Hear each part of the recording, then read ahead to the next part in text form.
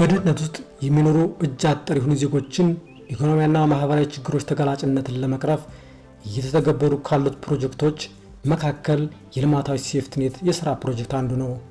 በኢትዮጵያ መንግስትና በዓለም ባንክ የገንዘብ ድጋፍ እየተገበረ ያለው ይህ ፕሮጀክት ከድህነት ወለል በታች የሆኑ ዜጎችን ለይቶ ህይወታቸውን ማሻሻል የሚችሉበትን መንገድ መፍጠሪያም ነው። የዚህ ፕሮግራም ተጠቃሚ ከሆኑት የሀገራችን ከተሞች መካከል የኛዋ ላሊበላ አንዷ ናት። ባለፉት 3 ዓመታት የዜጎችን ህይወት የቀየሩ በርካታ ስራዎች ተሰርተዋል። በሂደቱም በርካታ ዜጎች ተጠቃሚም ሆነዋል።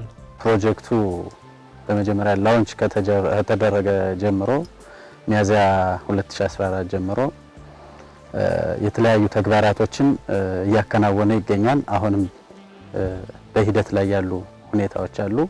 ከተማ ልማታዊ ሴፍትኔት ፕሮግራም በላሊበላ ከተማ የጀመረው 2014 ሚያዝያ ወር ሲሆን ይህም 1759 ተጠቃሚዎች አሉት። ከነዚህ መካከል 84% የሚባለው 1478 በአካባቢ ልማት ተሰማርተው የሚሰሩ ሲሆን 281 ደግሞ በቀጥታ ድጋፍ ተጠቃሚዎች ናቸው። ስንሰራቸው የከረምናቸው ስራዎች አሉ። እነሱም 5 ኮምፖነንቶች ናቸው።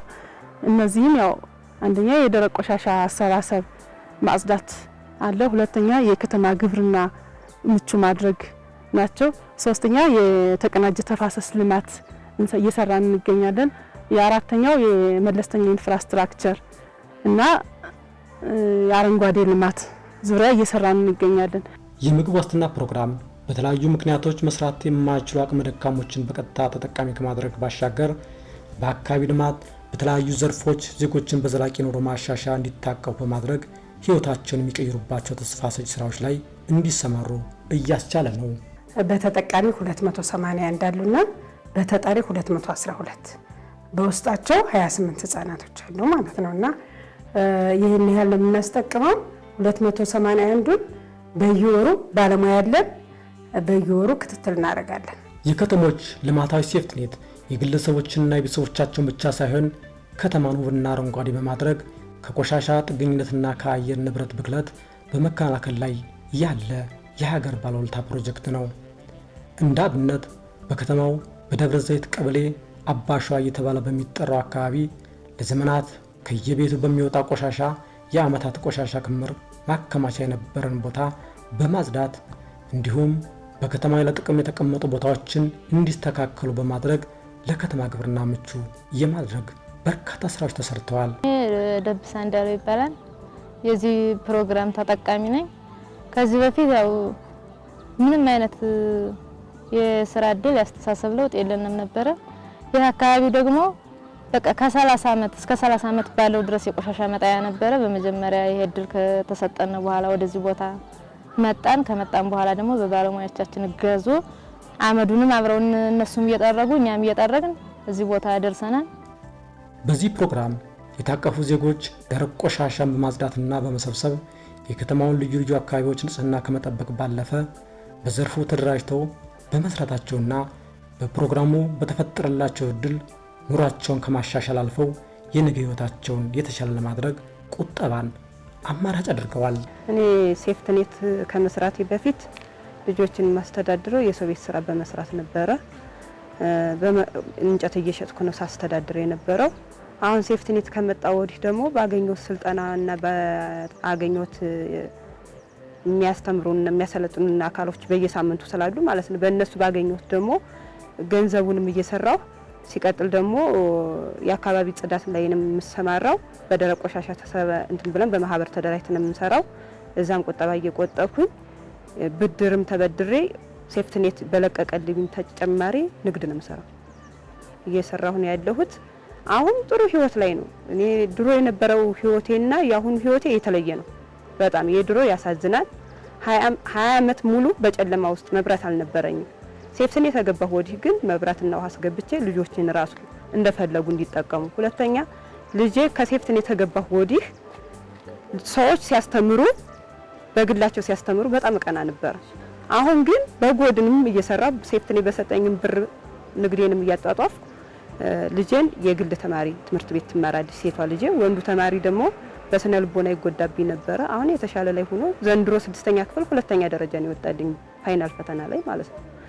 እና እኔ ሴፍትኔት ላይ ያገኘሁት ብዙ ስነ ምግባሮችም ተቀይረዋል።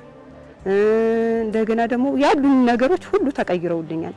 እጅግ ነገ አገኘዋለሁ የማለውን እድል በሴፍትኔት አግኝቻለሁ። አሁን ከማንኛውም ሰው ጋር እኩል ሆናለሁ ብዬ አስባለሁ። እግዚአብሔር የተመሰገነ ይሁን ጤናዬን ሰጥቶኛል። በጎድን ሴፍትኔት ባይኖር እንኳን በጎድን እሰራለሁ ብዬ ያሰብኩት ስራ ስላለኝ እሰራለሁ። ዜና ለሞባላለሁ በሴፍትኔት ልዩ ስልጠና ሁሉም ስልጠና ሰልጥነናል። ስራችንን እየሰራን ነው። ለትርፍ ሰዓታችን ደግሞ የገቢ ማስገኛ ወልዲያ ድረስ በጽዳትና ውበት ፈቃድ አውጥተን ከወልዲያ ሄደን አምጥተን ከቤት ለቤት ያንኑ 100 ብር አነስተኛ ደካማ የሆኑትን 50 ብር እየተቀበልን ወደ 60 ሰዎች አለን። ከዛ በተረፈ ደግሞ ትምህርት ቤቶች በተማሪ 2 ብር እየተቀበልን ትምህርት ቤቱን ክላሱን ጠቅላላ የመስከከባ ትምህርት ቤትን ክላሱንና ሽንት ቤቱን እያጸዳን ገቢ ለና እያገኘ ነው። ሴፍትኔት ስራ ቢያቆም እንኳን አሁን ስራቱን ቢጨርስ እኛ ስራችንን እየቀጠልን የሚገባ ሰው ካለም ራሱ እየተቀበልን ስራችንን እንቀጥላለን። ለወደፊትም እጃችንን ማንሳት እየቆጠብነው ወደ 160 ሺህ ብር አለን። አሁን በተመርቆ እንኳን እንወጣለን የሚቀን ምናምን ፈልግ የሚሉ ከቢሉ እንኳን ከ7 ሺህ ብር በላይ ይዘው ይሄዳሉ። ከወደፊት ራያችን እኛ አሁን ለወደፊት ሀሳባችን ምንድነው ሰርተን እያንዳንዱ ለ4 ወይ ለ5 ወፍጮ ተክሉ እንኳን ማለት ነው ራሱ ጎጆ ለመውጣት ይሄን እቅድ አለን። ኃይሉ ከእግዚአብሔር ጋር የአፈርና ውሃ አቀባን ስራን አንዱ የፕሮግራሙ ትኩረት በማድረግ ልማታዊ ሴፍትኔቱ የተፈጥሮ ሀብትና አረንጓዴ ልማትን ከማከናወን አኳያ በከተማው ከጊዜ ወደ ጊዜ እየተራቆተ የመጣውን የዘይት ወይራ ተራራ የአፈርና ውሃ አቀባ ስራን በመስራት አፈርን ከመከላት እንዲጠበቅ ከማድረግ ባለፈ እንዲያገግም ለማድረግ ቀላል የማይባል ስራ ተከናውኗል። ሚያዝያ 3 ላይ ነው 2014 ይሄን ስራ የጀመርነው። ከጀመርንበት አንስቶ ድካም የበዛበትና እንግልት የበዛበት ቦታ ነው። እንዳያችሁት ኤሪያው ቦታውን በጣም አስቸጋሪና በጣም ለስራ የሚያዳክትና እንኳን ይቅርና ሊሰራበት እግር ጉዞ እንኳን የማይደረግበት ቦታ ነውና ይሄው እንደምታዩት ውበቱ ራሱ ለምልሞ የተወሰነ ነገር የተመለሰበት ነገር አለ። ተወሰነ በአቅማችን ያደረግናቸው በአቅማችን ሳይሆን አቅማችንም በላይ ሆነን ለፍተን የሰራንበት ነው። ድንጋይ እንኳን ራሱ አቅርቦት ይሄ ቦታው እንዳይነካ በማለት ባለበት ቦታ ላይ ሆኖ እንዲሰራ በማድረግ ሌላ ቦታ ድንጋይ እስከማምጣት እዚያ ቦታ የምታያቸው በዚህ በተራራው ጀርባ ማለት ነው። ይሄ አቀበት እያያችሁን ነው። እንኳን ተሸክመን ባዶ እጃችን ራሱ መውጣት የማይችልበት ሁኔታ ነው የነበረውና በዚያ በጀርባ ሄደን ድንጋይ በማፈንቀል በማውጣት የተለያዩ ቦታዎች ድንጋይ በማምጣት ከከተማዎች ውስጥ ድንጋይ በማምጣትና እያስመጣነ ለዚህ ቦታ ምቹ የሆነ ነገር በቃ የሚያምር ቦታ ለመስራት ያያችሁ ነው። ደኑ የተመለሰበት ሁኔታ አለ። ይሄን የሰራንበት ሁኔታ አለ። ተሰሩ ስራዎች አንዱ አሁን እዚህ ቦታ ላይ የመስቀል ክብራ የተፋሰስ ልማት አለ። ይሄ ቦታ 4664 ካሬ ሜትር ላይ ቦታ ላይ ነው ስራ የጀመርነው። ምንድነው ይሄን ስራ ስናስጀምር መጀመሪያ የማህበራዊ ደህንነት አካባቢ ተጽዕኖ ግምገማ ተካሂዶለት ከዛ ተጠቃሚዎችን ወደ 60 አካባቢ በተጠሪ ደረጃ ወደዚህ ስራ አሰማርተናል። እዚህ ቦታ ላይ ምንድነው ይሄ ቦታ ድሮ ምንም መሬቱ የተጎዳና ጎርጅ የሆነ በጣም የተበረበረና ምንም ጥቅም ላይ ይውላል የማይባል ቦታ ነበር። ምንም የተተወ የተረሳ ቦታ ነበር ስንጀምር የጀመርነው ማለት ነው። ከዛ ይሄንን የመሰለ የጠረጴዛ እርከን መስራት ችለናል። እጅግ የተራቆተ አካባቢን እርከን በመስራት ተፈጥሮን የመጠበቅ አኩሪ ተግባር ከመስራት ባለፈ ዜጎች በተፈጠረው ምቹ ሁኔታ ልዩ ልዩ የሰብል አይነቶችን እንዲያመርቱበት በማድረግ ተጠቃሚ ማድረግም ተችሏል። ልምላሜ ርቋቸው የነበሩ ቦታዎችም በፕሮግራሙ የታቀፉ ዜጎች በሰሩት የአፈርና ውሃ አቀባ ስራ ለውጦች ታይቶባቸዋል። የአካባቢ ልማት ስራውን በተመለከተ ወደ 5 ዘርፎች ናቸው ያሉት። እነዚህም በደረቅ ቆሻሻ መሰብሰብና ማጽዳት። ይህ ሲባል ምንድነው? በሁለቱም ቀበሌ ዝግ ካናል አለ፣ ክፍት ካናል አለ። ህዝብ የሚሰበሰብበት ቦታዎችን እናጸዳለን። እነዚህም ያው በፕሮግራም ናቸው። ምክንያቱም አንድ ሰው በወር 4 ቀን ይሰራል። 2 ቤተሰብ ያለው በወር 8 ቀን ይሰራል። 3 ቤተሰብ ያለው ደግሞ በወር 12 ቀን፣ ባለ 4 ቤተሰብ 16 ቀን ነው የሚሰራው። ከዛ በላይ ቤተሰብ ቢኖርም ከ4 ቤተሰብ በላይ ማስጠቀም አይቻልም። ይሄ ነው ቀጥሎ የዚህ አረንጓዴ ልማት እና ጽዳትና ውበት የሚባል አንዱ ተግባራችን ነው። ብዙም ጊዜ ከተማ አስተዳደር ቦታ የማቅረብ ችግር አለበት። ነገር ግን መስቀል ክብራ ላይ በዩአይአይዲፒ የተሰራች አንዲት መናፈሻ ቦታ አለች። በግምት ከ500 እስከ 600 ካሬ የምትሆን ኤሪያ ናትኝ። እሷ ላይ ከመቶ ያላነሱ የአረንጓዴ ወይም ደግሞ እነዚህ የወፍ ዛፎች ተክለን እነሱን አጽድቀናል። እንደ አጋጣሚ 100% ሁሉም ጸድቀዋል። በአሁኑ ሰዓት በጣም ሳቢና ማራኪ ሆነው ይገኛሉ። ሶስተኛው ፕሮግራም የዚህ የከተማ ግብርና ምቹ ሁኔታ መፍጠር ነው። በከተማ ግብርና ምቹ ሁኔታ መፍጠር ሲባል እነዚህ በስራ ላይ የተሰማሩ አካላቶች ድሆች ናቸው። ከመደበኛ የስራ ሰዓታቸው ውጭ ገቢ ሊያገኙበት የሚችሉትን አንድ በከተማ ግብርና መንገድ ነው። ሁለተኛው ደግሞ ከከተማ ግብርና ውጭ ባሉ ተግባራቶች ናቸው። ስለዚህ በከተማ ግብርና የሚገኘው ብዙ ጊዜ ቆሻሻ ደልቦ የነበረውን ቦታ በማጽዳት በተለይ ደብረ ዘይት ቀበሌ ቀደምት የሚባለው ላይ እሱን አጽድተው ለተከታታይ 3 ዓመት ማለት ይቻላል የጓሮ አትክልት እያመረቱ በአቅራቢያ ለሚገኝ ማህበረሰብ ያቀርባሉ። ለራሳቸውም ተጠቃሚ ሲሆኑ ቆይተዋል። መስቀል ክብራ ቀበሌ ደግሞ 120 ሰፈር እና አዲስ የሚባለው ሰፈር ላይ እንደዚሁ የጓሮ አትክልት በመስራት ለማህበረሰቡ በማቅረብ ማህበረሰቡም ሳይንገላታ በቅርብ አገልግሎትን ያገኛል። እነሱም የተሻለ ገቢ እያገኙ የመጡበት ሁኔታ ነው የነበረው። ይሄ ነው። ሌላኛው የዚህ አፈርና ውሃ ጥበቃ ስራችን ነው ወይም ደግሞ ዋተርሼድ የሚባለው ከሁለቱም ቀበሌ አንዳንድ ሳይት ተሰጥቶን ያው ከሶስተኛ ወገን የጸዳ ኢቨን ሶስተኛ ወገን ባለቤት ቢኖርም እዛው አስረክበን የምንወጣ ሆኖ የሰራናቸው ስራ የጉብኝት አካልም ሆኗል። እዚህ ቀደም የክልል የፌዴራል ሰዎች በተደጋጋሚ ያዩት ነበር። በተለይ መስቀል ክብራ ቀበሌ ያለው ከመስቀል ክብራ ባንክ ላውን ያለው በጣም ቦረቦራማ ቦታ የነበረ ነው፣ ተዳፋታማ የነበረ ነው። እሱን ከጎርፍ ከማዳን በተጨማሪም የክረምቱን ውሃ ተጠቅመን ሰብል ስናመርትበት ቆይተናል ለተከታታይ 3 ዓመት ማለት ነው። ይሄ በጣም ነው። እንደገና ደግሞ አፈሩም ድኗል። ለወደፊት ቋሚ አትክልት ተተክሎ ለከተማው ገቢ የሚገኝበት ኤሪያ መሆኑን አይተናል። ሌላው ደብረ ዘይት ቀበሌ ዘይቶራ የምትባለው ተራራ ላይ ለተደጋጋሚ በተለያዩ አካላት ችግኝ ሲተከልበት ነበር። መሬቱ ባዶ ስለሆነና ምንም አይነት አፈር የሌለው በመሆኑ ብዙ እየጸደቀ አይደለም። እኛ ግን ምንድነው ያደረግነው? ትሬሲንግ የግብርና ባለሙያዎች ሙያዊ ድጋፍ እያደረጉ ሰሪ ኃይሎቻችን ለተከታታይ 3 ዓመት ሐምሌ ነሐሴ ላይ ነው እንጂ የማይሰራው በጋውን እየሰሩና በፕሮግራማቸው መሰረት እየቀጠሉ አፈርም ተጠብቋል። የተተከሉ ደኖችም ጸድቀዋል። ከሚገርማችሁ ይህን ለይታም እየተሻሻለ መጥቷልና ይህም ለቀጣይ ፕሮግራምም ያላለቀ ነገር ስላለ እስከ መጨረሻው እስከ ታች እስከ ኮብልስቶን መንገድ ድረስ ለመስራት ፕሮግራም ይዘናልና ከወተርሼድ አኳያ በጣም ለሌሎች አካባቢ ተሞክሮ የሚሆን ፌዴራሎችም ክልሎችም ምክንያቱም መሬት የሌለ ቦታ መሬት ፈጥረን ሰብል ማምረት ይችላል። ይህ ደግሞ የሌለ ነው። ሌላ አካባቢ ሜዳ ነው ያለው። መሬቱ የሚሰራው የተፋሰሱ ቦታ አፈራማ ነው አለው ሰብል ማምረት ይችላል። ላሊበላ ከተማ ግን ገደል ነው። ከገደሉ መሬት ተፈጥሮ እዛ ላይ እንዳቅሙ እንደየአካባቢ ሁኔታ ያን ያክል የስንዴ ቡቃያ ለምሳሌ ባለፈው ዓመት በዚህ ሸማመጣ የሚባለው እንደው ገደል ነው አስተካክለን እሱንም የተሻለ ምርት ያገኘንበት ሁኔታ ነው እና ያለው ይሄ መልካም ተብሎ የተወሰደ ነው። በከተማ ግብርና ምቹ በሆኑ አካባቢዎች የተለያዩ አትክልቶችን በማምረት በገቢ ማስገኛ የተሰማሩ ወገኖች ለቤተሰቦቻቸው ቀለብ ከመሸፈን ባለፈ የሚያመርቷቸውን የጓሮ አትክልቶች ለከተማው ነዋሪ በመሸጥ ኑሯቸውን እያሻሻሉ ይገኛሉ።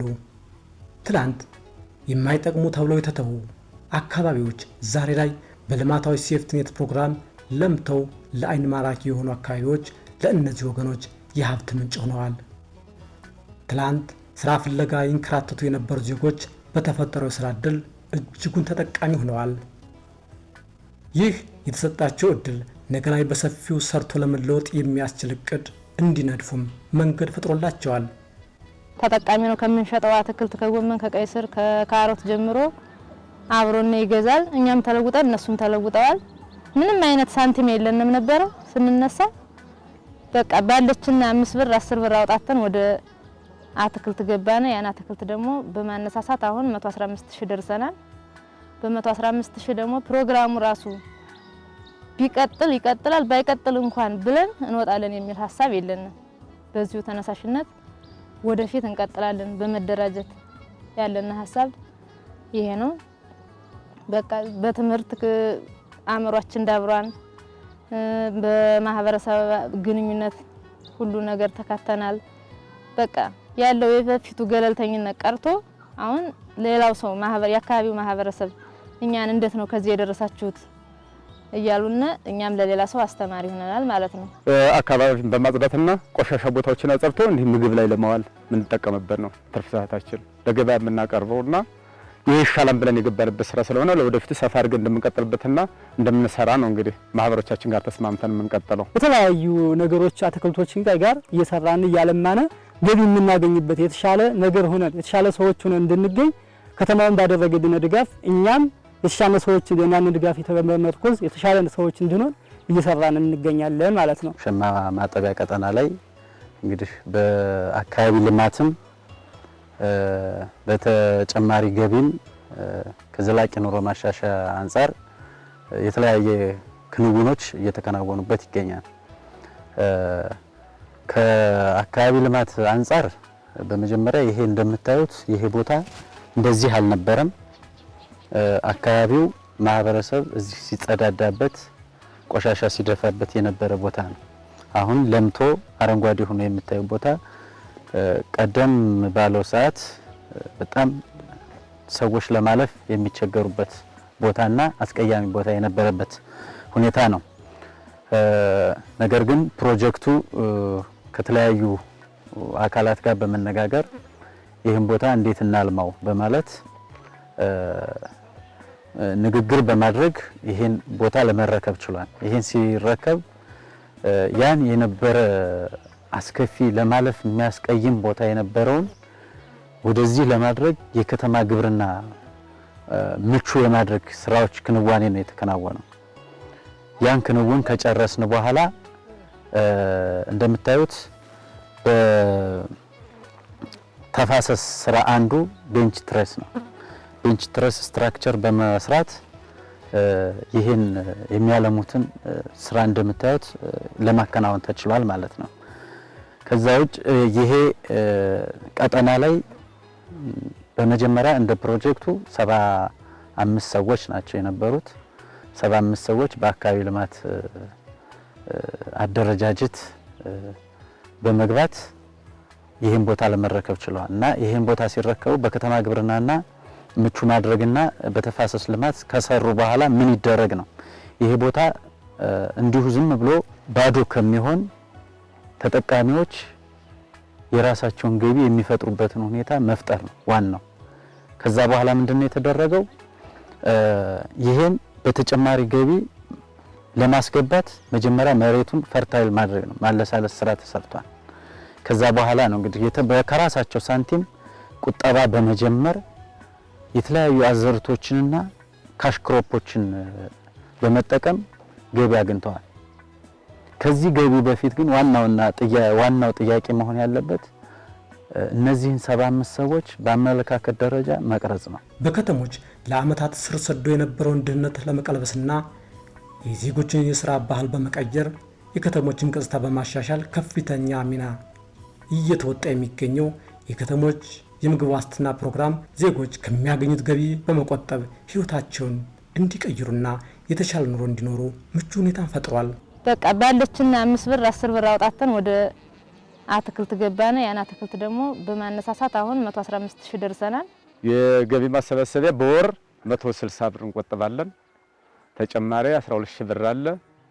እሱ ዲዛይን ነው እንግዲህ ካፒታል በተፈሳታችን ያገለገልን የምንገኘው። ሌላ የምናገኘው ገቢ ጥሩ ነው የምናገኘው። ያው ሰዎቹ ከመብዛቱ አንፃር ነው እንጂ ገቢያችን አሪፍ ነው። ምክንያቱም አሁን በሳምንት የምንሸጣቸው ከ3500 እስከ 4500 እስከ 4000 እንሸጣለን።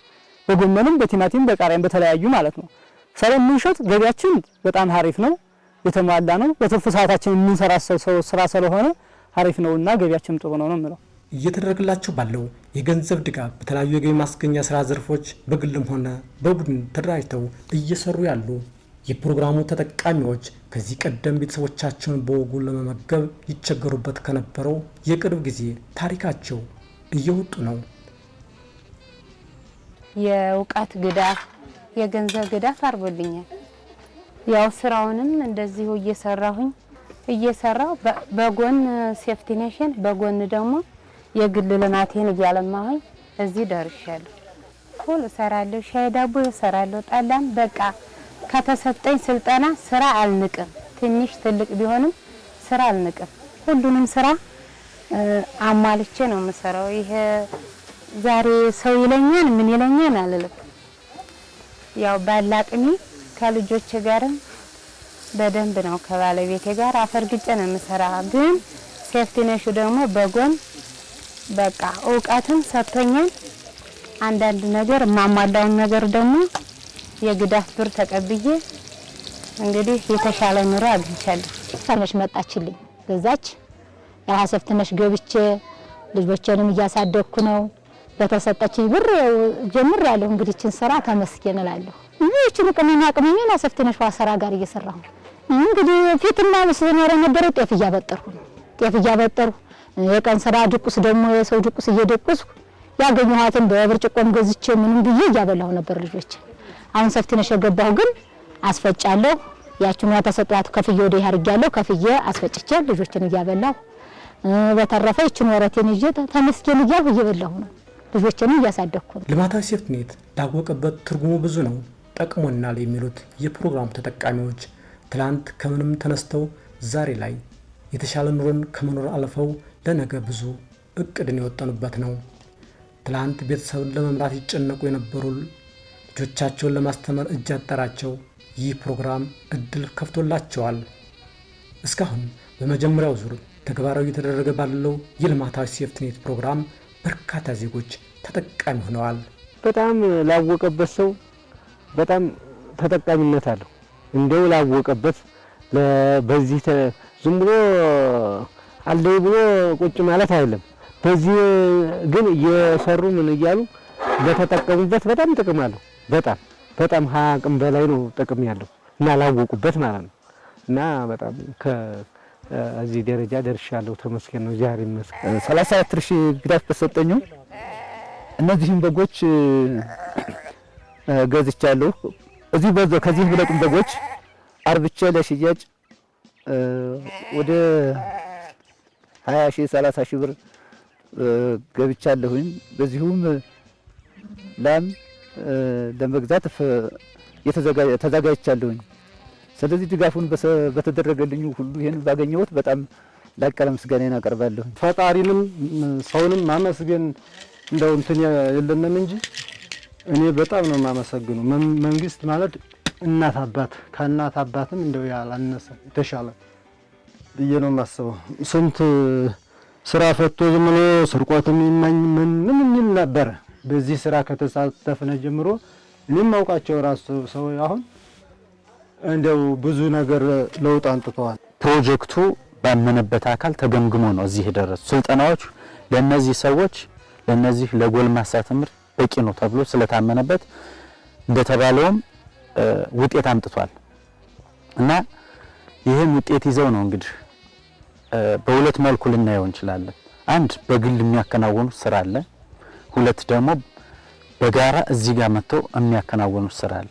በግል ምንድነው የተሰጣቸውን ስልጠና ወደ ተግባር በማስገባት የተሰጣቸው ፕሮጀክቱ የሰጣቸው ግራንት አለ ወይም ስጦታ $600 ተሰጥቷቸዋል። ለእያንዳንዱ በነፍስ ወከፍ $600 ተሰጥቷቸዋል። ያንን $600 ከመደበኛ ስራቸው ውጭ የቤት ለቤት ተግባር በንግድ ዘርፍም በሌሎች ተግባራቶችም ውጤታማ የሆኑ ሰዎች አሉ።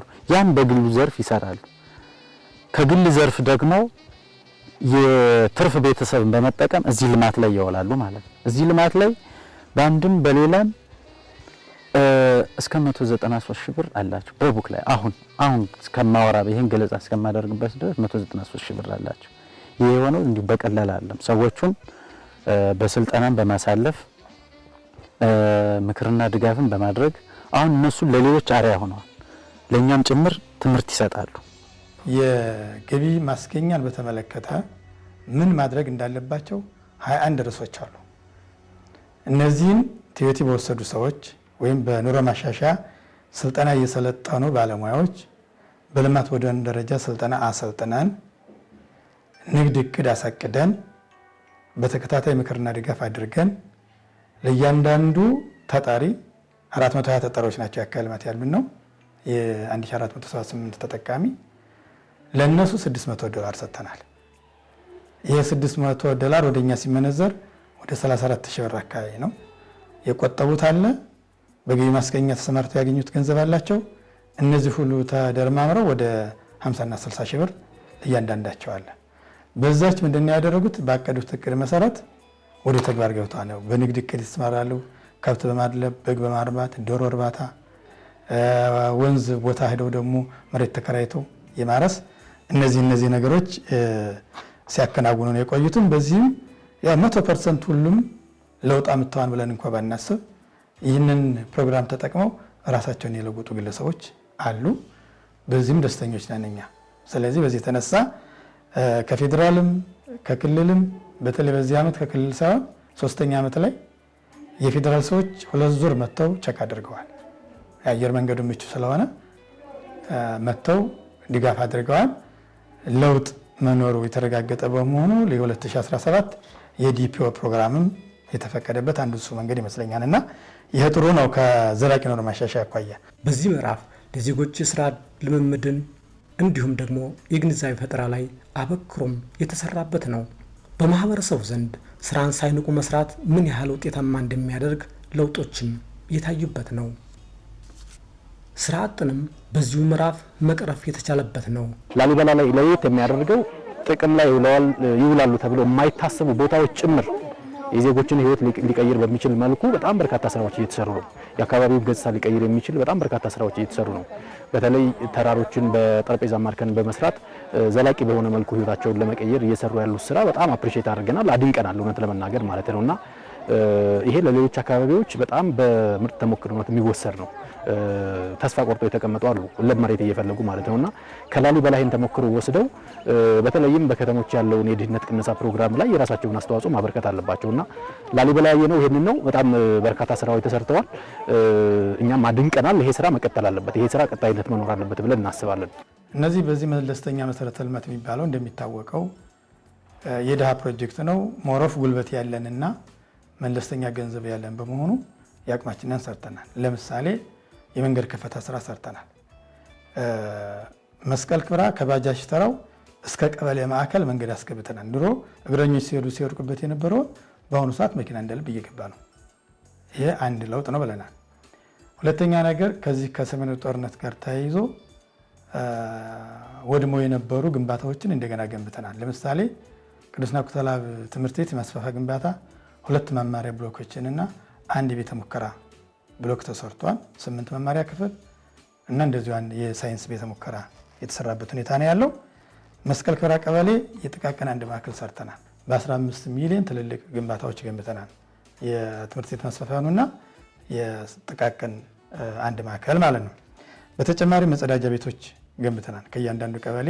በአጠቃላይ በ3 ዓመት ቆይታችን አንደኛ የስራ ባህል ተቀይሯል። ምንድነው የመቀየሩ ምክንያት? የኛ ልጆች አካባቢ ያለውን ስራ እየናቁ ወደ አረብ ሀገር ሄደው የሚሰሩት ከዚህ ከሚሰራው የወረደ የስራ አይነት ነው። ስለዚህ እኛ ደግሞ በአካባቢያችንና በከተማችን ስራን ሳንመርጥ መስራት ብንችል መለወጥ እንደሚችሉ ራሳቸው ሰሪ ኃይሎች ገልጸዋል። ይሄ አንድ ለውጥ ነው ብያለሁ። እሱ ብቻ አይደለም። በተለይ ደብረ ዘይት ቀበሌ አካባቢ የኛ ሰሪ ኃይሎች ገቢ ማስገኘት ላይ ርብርብ ሲያደርጉ ከነሱ በፊት ተደራጅተው የነበረው ምልስ መከላከያ ሰራዊት አባላት ነበሩ፣ ከኛ ልማት ማዶ ማለት ነው።